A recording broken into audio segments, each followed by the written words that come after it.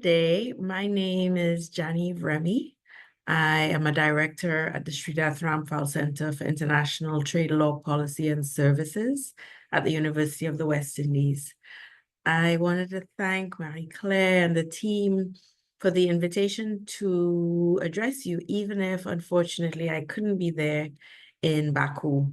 I hope you're enjoying the opportunity to meet and exchange wonderful ideas about how we can work together to solve the climate crisis.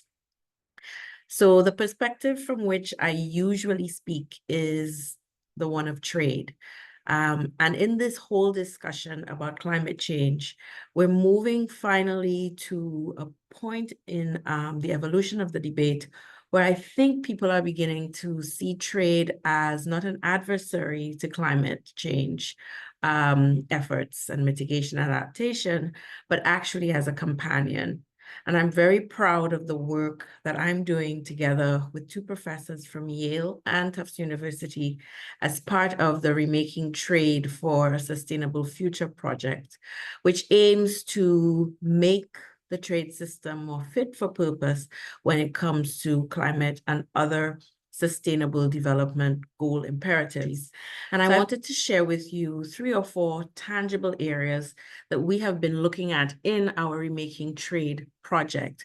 The first one is to understand that in achieving climate objectives, and in particular meeting the financial aspects of these objectives, the trade liberalization through exchange of tariffs and lowering ultimately of tariff concessions can actually provide greater access to the environmental goods and services that will allow for lowering of the costs by developing countries for climate solutions, such as solar panels, wind turbines, and even other energy efficient appliances.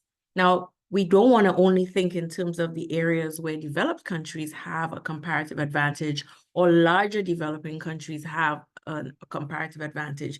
We can think also of climate neutral or even climate enhancing services. So for instance, environmental services that can be offered by developing countries.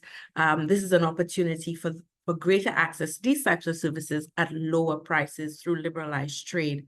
And often we also think about alternatives to the types of goods that increase the GHG emissions to the atmosphere. And if we think of developing countries increasingly providing more climate-friendly products, that's another way of making these products cheaper and therefore unleashing more finance in countries to actually tackle climate problems.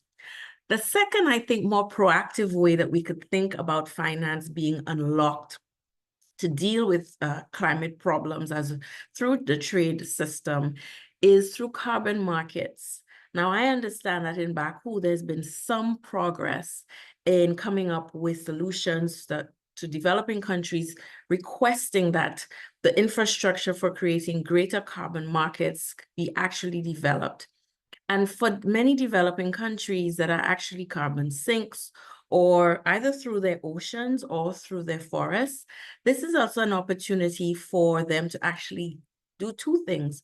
One, contribute to other countries' greenhouse gas emission problems or reduction commitments, as well as gain actual credits and actually be able to use these credits in order for them to be able to meet their climate needs and get out of this unsustainable debt through the usage of the natural resources around them.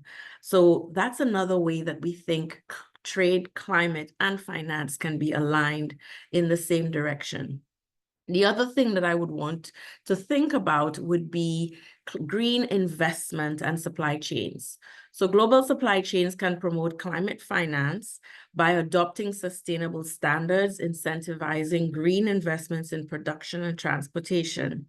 And private sector trade actors can fund climate projects, often linked to compliance with environmental, social, and governance criteria. So we at the Remaking Trade Project, one of our major core areas where we actually think that the trade system can move the needle on climate and therefore climate finance is by standardizing processes, technical regulations that all countries have to abide by in order for them to produce in an environmentally friendly way. So this is another role that trade can actually play in bringing about climate enhancing or climate reduction enhancing standards, and thereby increasing again trade opportunities, especially for developing countries that have to comply with these standards, and thereby through these standards allowing greater investment into their countries by investors that ultimately have to comply in their home countries with these ESG and other criteria. And I wish you continued success in your discussions and the best of the times in Baku. Thank you so much.